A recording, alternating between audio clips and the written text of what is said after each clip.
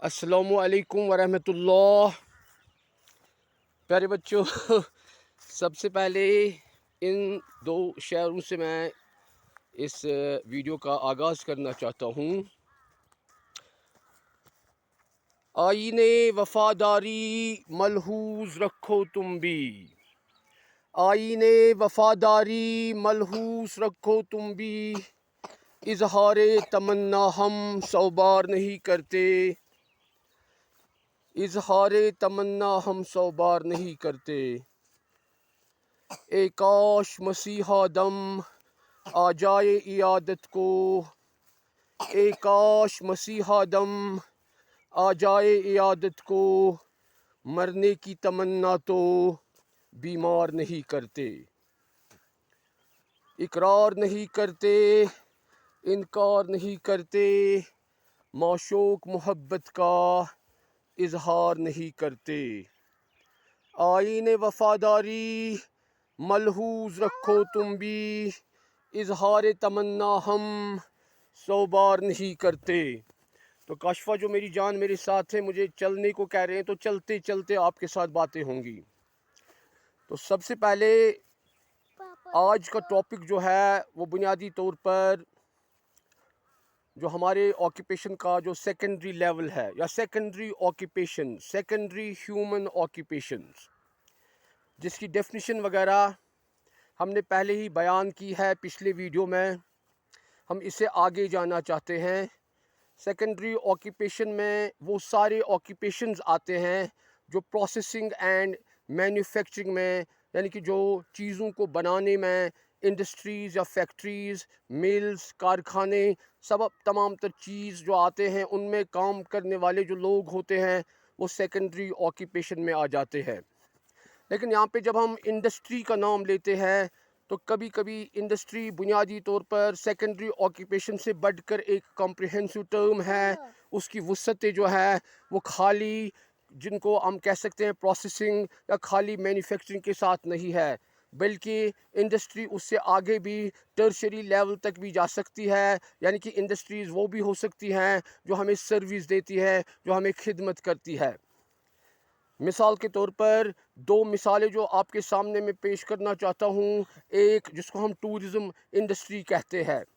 जिसमें जनाब आली मुख्तलिफ़ अक़साम के टूरिस्ट जो है वो एक जगह से दूसरी जगह जाते हैं और जगहों को देखने के लिए जाते हैं, खा वो कुदरती अट्रैक्शंस हो जैसे हमारे यहाँ कश्मीर में हैं, या टूरिस्ट जो है वो एजुकेशनल टूरिज़म के लिए जाते हैं, यानी कि वो दूसरी जगहों पे इसलिए टूर करते हैं ताकि वहाँ से उनकी यूनिवर्सिटीज़ में, कॉलेजेस में या बाकी तमाम इदारों में उनके जो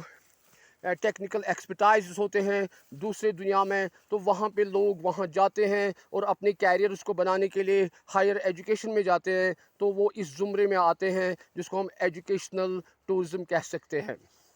ऐसे ही जनाब आली पिलग्रिमेज टूरिज़म है, यानी कि जैसे कि यहाँ अमरनाथ जी की यात्रा की जाती है, या सऊदी अरब में मुसलमान साहिबान मक्का मुकर्रमा और मदीना मुनव्वरा के दीदार करते हैं, ज़ियारत करते हैं, वो हमारे पिलग्रिमेज टूरिज़म में आता है। तो टूरिज़म को एज एन इंडस्ट्री रखा गया है, जबकि टर्शरी एक्टिविटी है, जबकि सर्विस एक्टिविटी है, लेकिन यहाँ पे इंडस्ट्री में ही इसको रखा गया है। इसलिए हम इंडस्ट्री को सिनोनिमस नहीं कह सकते हैं। इंडस्ट्री का इहाता खाली सेकेंडरी एक्टिविटीज़ तक नहीं है, सेकेंडरी ऑक्यूपेशंस तक नहीं है। तो एजुकेशनल टूरिज़म हो या जनाब आली बाकी अक़साम के टूरिज़म हो, ये बुनियादी तौर पर हमारी इंडस्ट्री में आते हैं, जिसको हम टूरिज़म इंडस्ट्री कहते हैं। इसके अलावा जनाब आली इंडस्ट्री जनाब मोहतरम एजुकेशन की हो सकती है, हेल्थ की हो सकती है। जो हेल्थ के प्राइवेट सेक्टर्स होते हैं वो हेल्थ इंडस्ट्री बनाते हैं, और जो एजुकेशन के प्राइवेट सेक्टर्स होते हैं वो एजुकेशनल इंडस्ट्री होती है। एक ज़माने में 2000 से लेके 2012-13 तक यहाँ जम्मू एंड कश्मीर में, ख़ासकर कश्मीर में پرائیویٹ ایجوکیشنل انڈسٹری نے بہت ہی زیادہ ترقی کی تھی جب یہاں کے کالجز آف ایجوکیشن جو پرائیویٹائز ہوئے تھے، تو یہاں پہ تقریباً 100 سے قریب کشمیر کے طول و عرض میں بی ایڈ کالجز تھے، کالجز آف ایجوکیشن تھے، جہاں باہر کی ریاستوں کے لوگ، خاص کر پنجاب، ہماچل پردیش، راجستھان، دلی، ہریانہ اور کبھی کبھار یو پی سے بھی بچے آتے تھے اور پڑھنے لگتے تھے۔ اور اس میں ہم اس زمانے میں جب میں نے کیلکولیشن کی تو کم سے کم ایک سال میں ہمیں تقریباً 1.5 سے لے کے 2 ارب روپے کا منافع ہوتا تھا، اکنامک انجیکشن ہوتا تھا جو ہمارا ایجوکیشنل سیکٹر تھا وہ کما کے لاتا تھا۔ اور بہت سارے یہاں کے یوتھ جو پڑھے لکھے تھے اس زمانے میں اور بیکار تھے، ان ایمپلائڈ تھے، گورنمنٹ کا کوئی جاب نہیں تھا، تو ان جو ایجوکیشن کے کالج ہیں ان نے ان کو بہت ہی زیادہ سہارا بخشا۔ اور اس زمانے میں یہ ایک ون ون سچویشن رہی جب کشمیر جو ہے بنیادی طور پر وہاں کشمیر میں ان کی بلومنگ ہو چکی تھی، یہ ساری جگہ پھیل چکے تھے، ہر ایک ڈسٹرکٹ میں جو کالج آف ایجوکیشن تھے وہ تھے۔ تو ایسے ہی آپ آج کل دیکھ سکتے ہیں ہمارا جو پرائیویٹ سکولز کا نظام ہے یہ ایک بہت ہی بڑی انڈسٹری بن چکی ہے، بہت ساری بیکورڈ اور فارورڈ لنکیج ان کے ساتھ ہے، بہت زیادہ ایمپلائمنٹ یہ جنریٹ کرتے ہیں، ٹیچرز، نان ٹیچرز، ڈرائیورز، یعنی کہ ٹریفک، ٹرانسپورٹ، کیا کیا چیزیں نہیں ہے، یعنی کہ آپ دیکھ سکتے ہیں چھوٹے سے چھوٹے کارڈ بنانے والے تک بھی اس میں اتنے ملوث ہیں کہ ان کا روزگار چلتا ہے اور اس کا ملٹی پلائر ایفیکٹ جو ہے وہ بہت ہی اچھا ہے۔ تو یہاں ایجوکیشن ایز این انڈسٹری قرار دی جا سکتی ہے۔ تو بہرحال ہم چونکہ سیکنڈری آکیپیشن کی بات کرتے ہیں اور عام طور پہ سیکنڈری آکیپیشن سے وابستہ یہ انڈسٹریز ہے، فیکٹریز ہے، گڈز بنانے کے کارخانے ہیں، مختلف ادوار میں، مختلف دوروں میں، مختلف جناب عالی ٹیمپورل ہسٹری میں بہت الگ الگ قسم کے انڈسٹری جو ہیں وہ قائم و دائم تھی دنیا کے مختلف علاقوں میں۔ اگر ہم بہت پرانے وقت سے دیکھیں گے جب گاؤں میں جناب عالی ہاتھ سے کام کرنے والے کاریگر تھے اور وہ اپنے ہی گھر میں یا اپنے ہی گاؤں میں چیزوں کو بناتے تھے، جس چیز کے لیے وہ گاؤں مانیتا پراپت تھے، جس چیز کے لیے وہ شہرائی آفاق تھے، معروف تھے، جس چیز کے لیے وہ بڑے فیمس تھے۔ ہر ایک گاؤں کسی نہ کسی چیز کے لیے بڑا فیمس تھا، اگر گاؤں نہیں تھا تو کوئی ڈسٹرکٹ ہوتا تو ڈسٹرکٹ بہت ہی فیمس تھا۔ مثال کے طور پر اگر ہم دیکھیں گے ہمارے یہاں ساؤتھ کشمیر جو اسلام آباد، پلوامہ وغیرہ جو ہے، جو ہماری یہاں کی کاٹیج انڈسٹری تھی، جو یہاں کے جناب عالی گھر میں بنانے والی چیزیں تھے، جو جناب عالی میکنائزڈ جو انڈسٹریز نہیں تھی، وہ کارخانے مینول تھے، ہاتھوں سے بنائے جاتی تھی چیزیں، قالین بافی کا کام یہاں بڑا مشہور تھا، تو کارپیٹ کشمیر کا بڑا معروف تھا، اور ایسے ہی جناب علی ووڈ کارونگ کشمیر کی بہت ہی معروف تھی، ایسے ہی ووڈ کارونگ کے علاوہ جناب علی پیپر ماشی بہت ہی معروف تھی، نمدہ بہت ہی معروف تھے، نمدہ سازی کا کام کیا جاتا تھا، اس کے علاوہ جناب علی گبا بناتے تھے، اور اس کے علاوہ بہت ساری سوزنی کے کام کیے جاتے تھے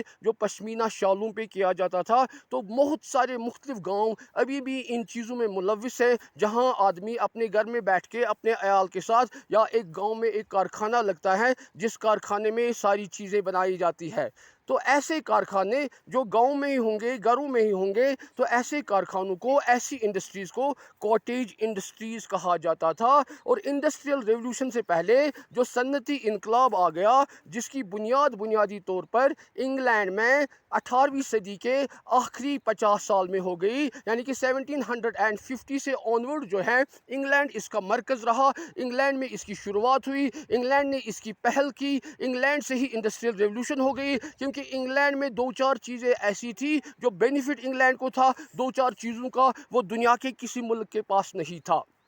نمبر 1، انگلینڈ میں اس زمانے میں جو مینچسٹر ہے، بہت ہی مشہور ترین شہر ہے مینچسٹر، جس کے فٹ بال ٹیمز بھی ہوتے ہیں، مینچسٹر یونائٹڈ اور مینچسٹر سٹی کے بہت ہی مشہور ترین فٹ بال ٹیمز جو ہے وہ کھیلتے ہیں۔ تو مینچسٹر جو بہت ہی امپورٹنٹ ترین مرکز رہا ہے جہاں تک انڈسٹریل ریولوشن کا تعلق ہے۔ انڈسٹریل ریولوشن کا مطلب ہے جب جناب عالی ہاتھوں کے بجائے اب کارخانوں میں مشینوں سے کام کرایا گیا، اور گھر گھر جو کام ہوتا تھا وہ ایک ہی بلڈنگ کے اندر سارے کام کیے گئے، تو ایک اسمبلی بن گئی چیزوں کی، جہاں سے ان چیزوں کی جو ہے بنانے کے عمل میں بہت ہی زیادہ رفتار پکڑی، بہت ہی زیادہ تیزی سے اب چیزوں کو بنایا گیا، تو ایک صنعتی انقلاب آ گیا۔ لیکن کون سی وہ چیزیں تھی؟ نمبر 1، مینچسٹر کے گرد و نواح میں ہی کول کے پہلے فیلڈز کو نکالا گیا، کول کے پہلے سیمز کو نکالا گیا، کول کے کھدانوں کو نکالا گیا، کول کے مائنز کو نکالا گیا،